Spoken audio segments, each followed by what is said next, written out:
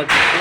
আজকে অনেক মানুষ যিশুর জন্য বলে, যিশু যদি ঈশ্বর হন তাহলে কেন নিজেকে রক্ষা করতে পারেনি, বা তিনি কেন তাদেরকে কিছু করেননি। তাদের মনে এটা অবশ্যই প্রশ্ন আসতে পারে, কিন্তু যিশুর উদ্দেশ্য মেন ছিল তার মৃত্যু হওয়া, এবং ঈশ্বর ইচ্ছা তাই ছিল, তাই তিনি মারা গেছেন। এবং তিনি এটাও বলে গেছেন যে তিনি মৃত্যুর 3 দিন 3 রাত পরে তিনি জীবিত হবেন। খুব সুন্দর।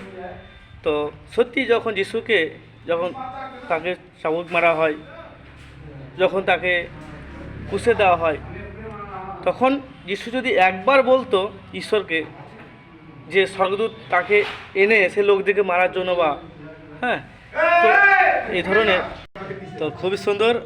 ঈশ্বর অবশ্যই চাইলে হাজার হাজার স্বর্গদূত ঈশ্বর স্বর্গ থেকে নামিয়ে দিত এবং তার পুত্র যিশুকে তিনি রক্ষা করতেন। কিন্তু যিশু এটা বলেননি, কারণ তার মৃত্যু হওয়া আবশ্যক ছিল, তার জন্য তিনি ক্রুশে নিজেকে প্রাণ দিয়েছেন। ওকে, তাই আপনাদের যাদের প্রশ্ন মনে থাকলে অবশ্যই কমেন্ট করতে পারেন। তো অবশ্যই ঈশ্বর আপনাকে শেখাবে, ঠিক আছে?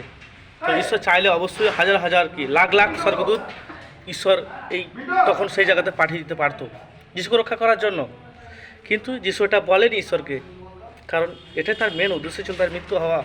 কেন বলুন তো? কারণ আজ পৃথিবীর সমস্ত মানুষ পাপের মধ্যে রয়েছে। সে পাপ থেকে প্রত্যেকটা মানুষকে রক্ষা করার জন্য ঈশ্বরের মেন উদ্দেশ্য ছিল যিশুকে মৃত্যুবরণ করা।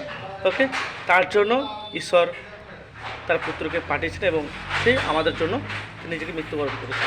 তাই যিশু একবারও তিনি বলেননি যে স্বর্গদূত পাঠিয়ে আমাকে রক্ষা করুন। যদি একবার বলতো না, ঈশ্বর লাখ লাখ কি হাজার হাজার স্বর্গদূত পাঠিয়ে দিত তার পুত্রকে যিশুকে রক্ষা করার জন্য।